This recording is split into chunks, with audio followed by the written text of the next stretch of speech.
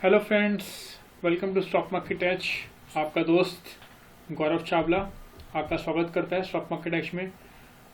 दोस्तों, पहले तो सॉरी कि मैं काफ़ी टाइम से आपके लिए कोई वीडियो नहीं बना पाया, क्योंकि कुछ रीज़न से मैं काफ़ी बिजी था, क्योंकि मैं खुद भी जॉब करता हूँ। तो मेरे पास ज़्यादा टाइम नहीं होने के कारण मैंने खुद भी काफ़ी कुछ चीज़ें नहीं कर पाया और मैं आपके ने कोई वीडियो नहीं बना पाया निफ्टी के टारगेट्स के ऊपर। और जो भी मैंने आपको टारगेट्स दिए थे निफ्टी के लिए, तो उस पर मैं आपको कुछ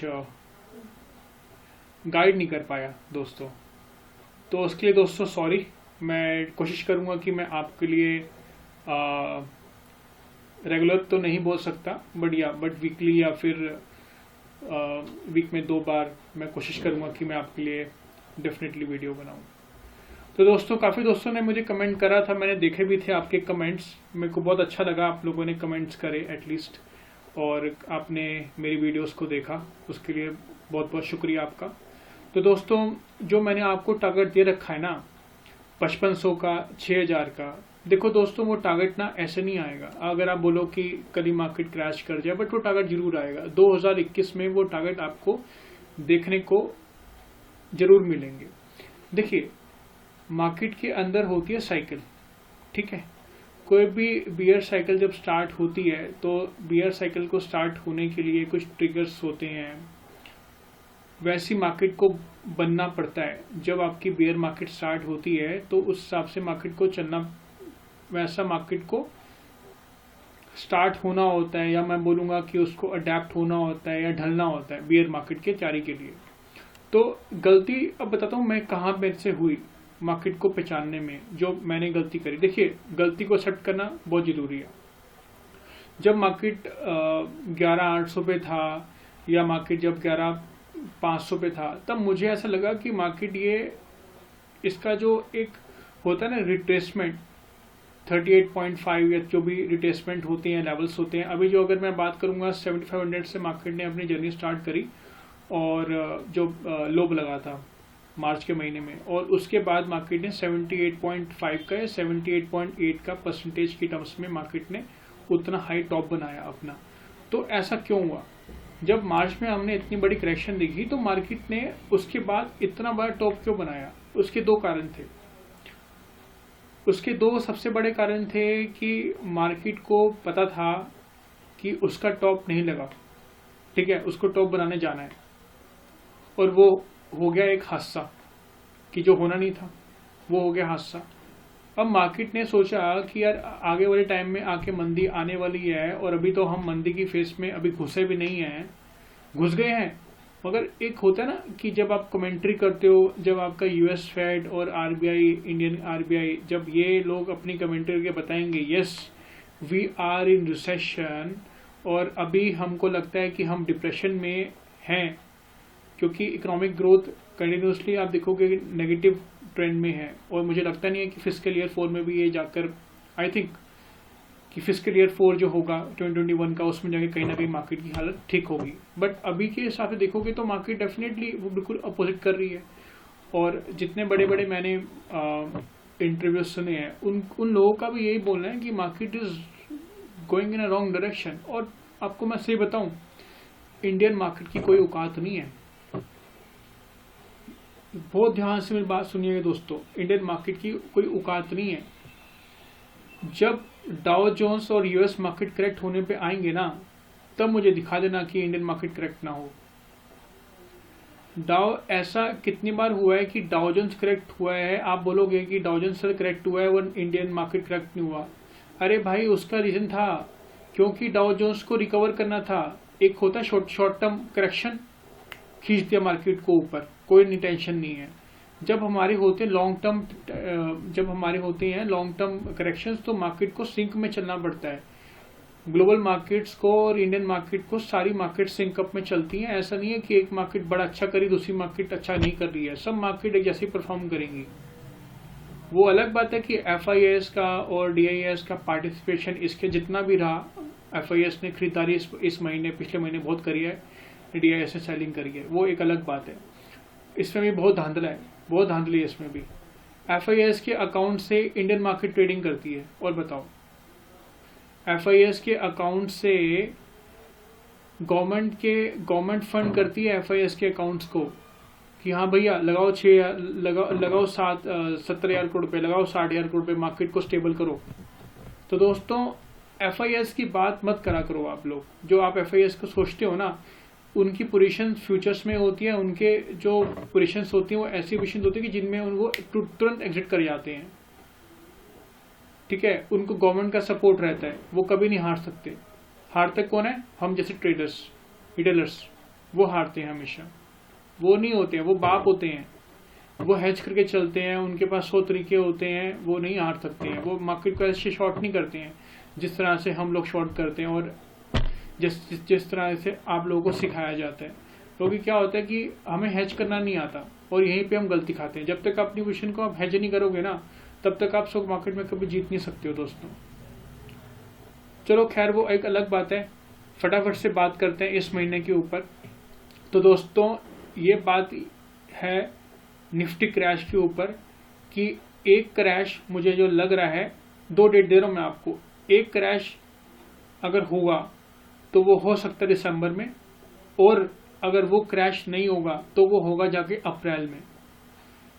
इतिहास मार्केट दोबारा दोहराती है, बट ऐसा नहीं होता कि वो सेम मंथ में दोहराती है। 2008 में हम मंदी देख चुके हैं जनवरी में, वो सेम मंदी मार्केट जनवरी में कभी दोहराएगी नहीं। दोहराएगी वो एक अलग बात है, बट मेरा ऐसा प्रेडिक्शन है कि मार्केट ऐसी गलती या ऐसा कुछ नहीं करने वाली है। और फरवरी में पिछले 3 साल से मार्केट कंटिन्यूसली गिर रही है, और आई डाउट कि इस बार मार्केट नहीं गिर सकती। इस बार का बजट कुछ ना कुछ रिलीफ वाला आएगा। तो बचा कौन सा महीना? मार्च में पहले ही हम देख चुके हैं पिछले साल की बड़ी मंदी, वैसी वाली मंदी मार्केट में नहीं आ सकती है। वो भी हमारा ऑप्शन खत्म हो गया। चौथा ऑप्शन रह गया अप्रैल 2021 में। मगर मंदी आएगी तो वो बहुत बड़ा करेक्शन मार्केट में अप्रैल में आएगा। एक डेट है दिसंबर, फर्स्ट मंथ है दिसंबर, सेकंड मंथ है दोस्तों अप्रैल 2021। मोटा बात यही है कि आप थोड़ा पेशेंस रखो। ठीक है, हड़बड़ी में मार्केट में बाइंग मत करो, पैसा खराब करोगे आप अपना। ठीक है, बाकी आपके पास जितनी भी नॉलेज है, आप समझदार हो, आप अपने एडवाइजर से पूछो या और लोगों से बात करो। बट मेरी आपको सलाह ये रहेगी कि मार्केट के अंदर आप अभी अंधाधुंध पैसा मत लगाओ,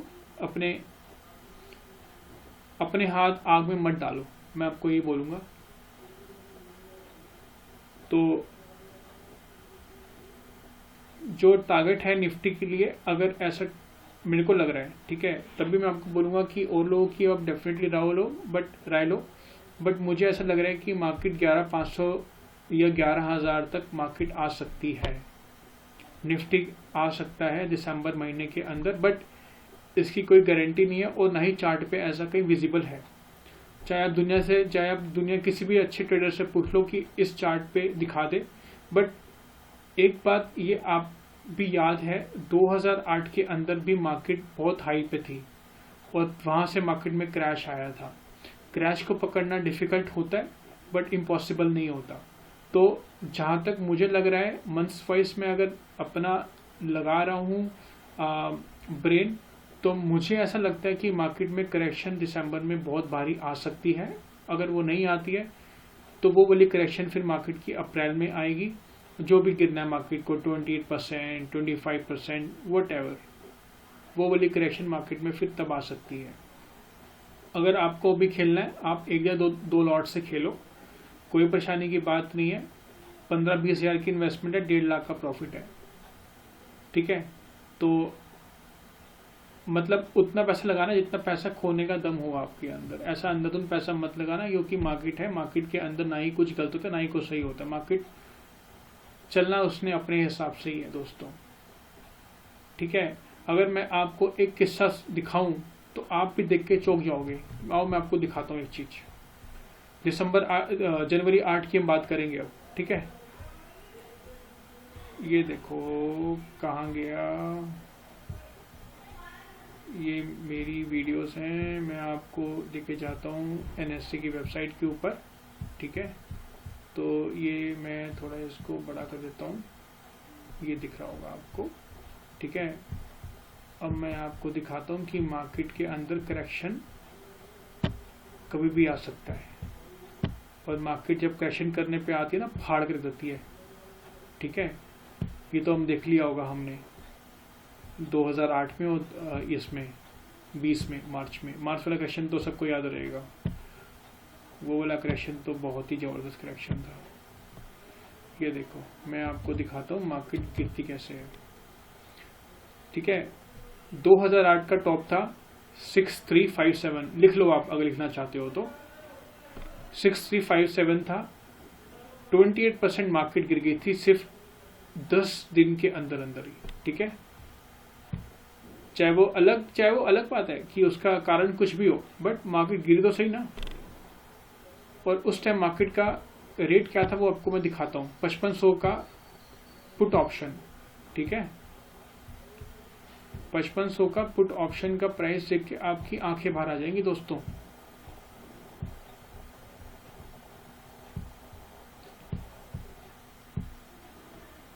और मार्केट के अंदर ऐसा नहीं है कि वो सिनेरियो दोबारा क्रिएट नहीं हो सकता, वो कभी भी क्रिएट हो सकता है। और मार्केट जिस हिसाब से अभी बढ़ी है उस हिसाब से बढ़ना नहीं चाहिए था मार्केट को। इसका मतलब market is hiding something from us which is totally inevitable, right, totally inevitable.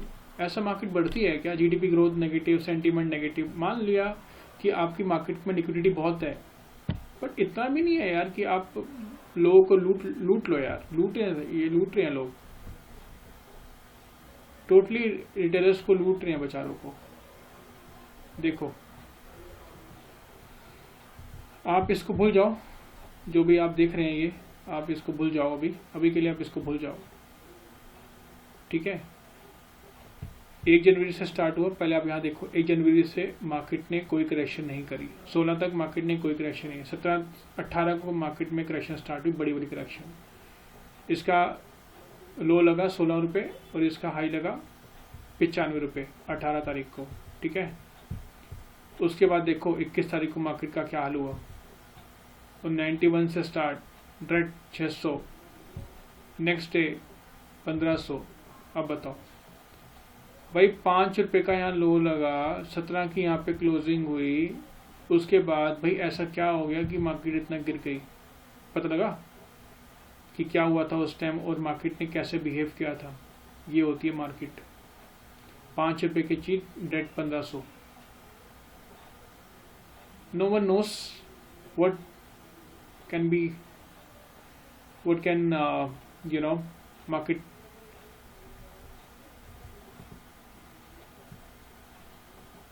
market can go anywhere. So this is totally very difficult to anticipate, but I think अगर हम मार्केट को पकड़ना चाहते हैं ना, तो पिछली वाली हिस्ट्री को भी हमें देखना जरूरी है कि जब मार्केट अपने हाईएस्ट पॉइंट पे थी। And now currently what we are seeing, market is at highest point. So दोस्तों अभी के लिए इतना ही। आप इस वीडियो को थोड़ा देखिए, ध्यान से समझिए, उसके बाद मार्केट में आप अपनी खुद की स्ट्रेटजी बनाओ। मैं आपको इतना ही बोलूँगा कि मार्केट में अगर आप काम करना है तो डेफिनेटली दोस्तों हेज करके चलना, ठीक है। मार्केट में हेज करके चलो। अगर आप मार्केट में पुट ऑप्शंस भी ले रहे हो तो एक आध कॉल ऑप्शन भी लेके जरूर चलना दोस्तों, ठीक है। दोस्तों अभी के लिए इतना ही। Thank you so much. शबा खैर, बाय बाय, थैंक यू।